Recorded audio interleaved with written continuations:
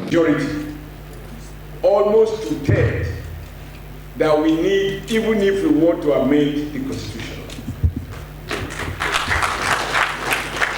I'd like on your behalf to express our gratitude to the Nigerian people for reposing confidence in our party as reflected in your respective elections.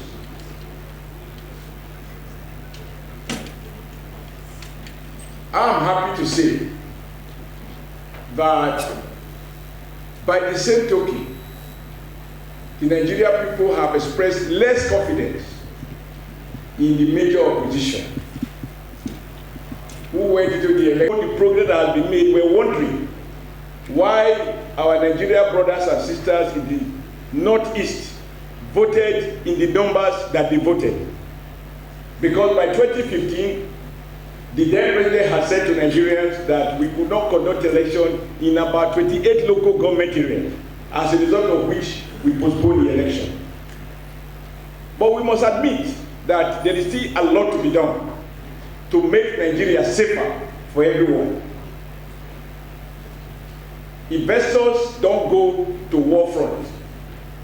Even the poor values their security. And the best way to test it is to see what happens if you have a fire incident, even in a hospital.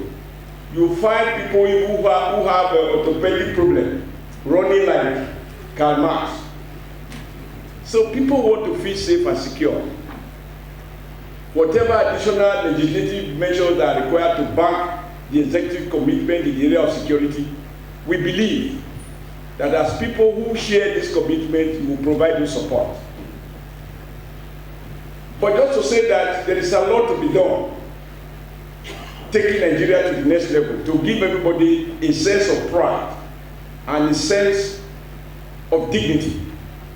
And as President says, to ensure that we have a country whose citizens are respected by state institutions, whether they are security, whether they are National Assembly, whoever they are, that Nigerians are our employers, we must respect them. We could go on and on and on. I know that all of these issues and many more were canvassed in your various constituencies during the electionary campaign. Now it is time to deliver. The first is the challenge of ensuring that this time around, we ensure that we have a leadership of the National Assembly that shares the vision of Mr. President, of the executive. Although we speak to separation of powers, but only separation of powers, there is only one government. And unless the various arms pursue the same agenda, it is difficult for the executive to fulfill its promise. And legislative backing is often required for most of the executive action. So I will expect that you bear in mind that we are one family, bonded together as shown in our room, with a shared commitment to bail Nigeria out of the condition in which we found it in 2015. And that you have the numbers, and we will use those numbers to ensure that we have a leadership that commands the trust and the respect of all the members of the House of Representatives. There will be contestation. That is why we are in democracy. But after contestation and debates, there has to be agreement. And once we have agreed, we move forward.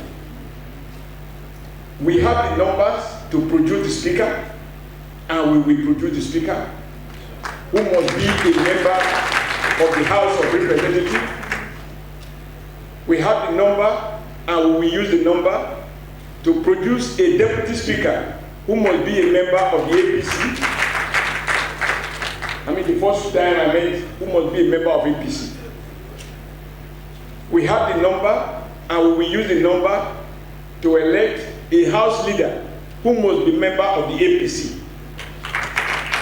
We have the number, and we will use the number to elect a whip, a chief whip, and a deputy whip, who must be members of the APC.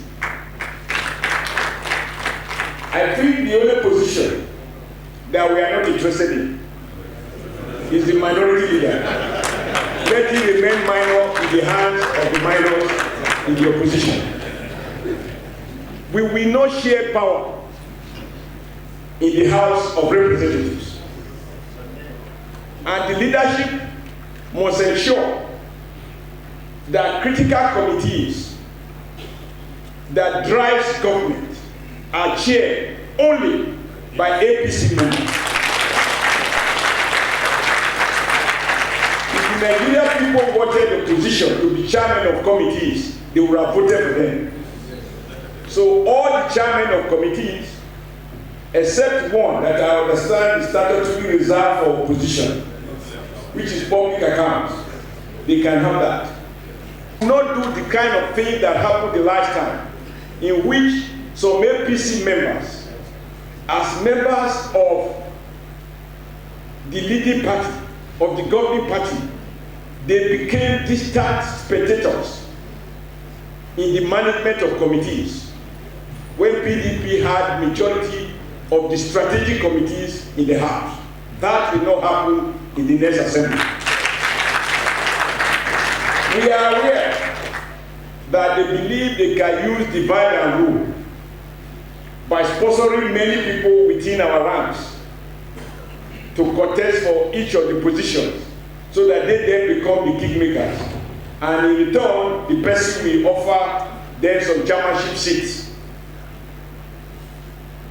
Honorable members and comrades, I am sure we are not going to do business with them. We will see them as partners in progress. But in a democracy, the rule is, and this is a universal rule, majority must have their way, but minority must be allowed to have their say. So PDP and other minorities can have their say, and they will have their say. But working together, APC must have its way in the legislative agenda and in the leadership of the National Assembly and the leadership of the committees of the National Assembly. I thought we should make these things clear so that those who may not understand what is happening don't fall into the trap. We hear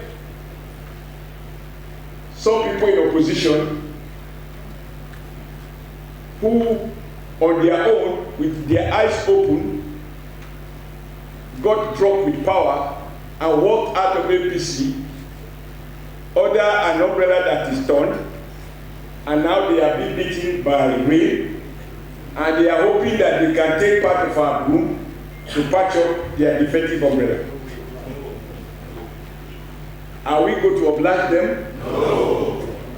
If anyone thinks he is sophisticated, there are no members of the House of Representatives, whether old or new, ranking or fresh, that is more sophisticated, more knowledgeable, more committed than yourself that are here.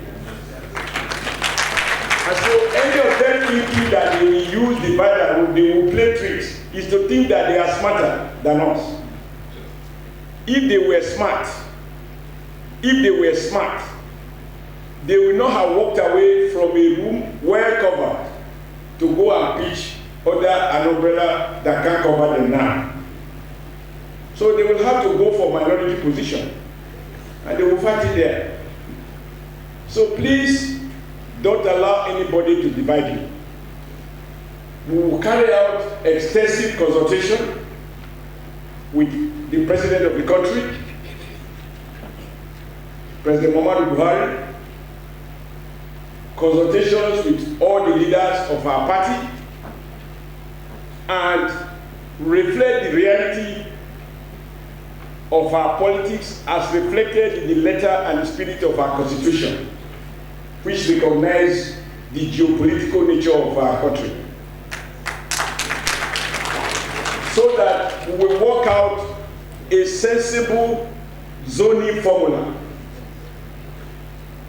that seeks to carry everybody along. I think the chairman deserves more than this. A bigger round of applause for the chairman.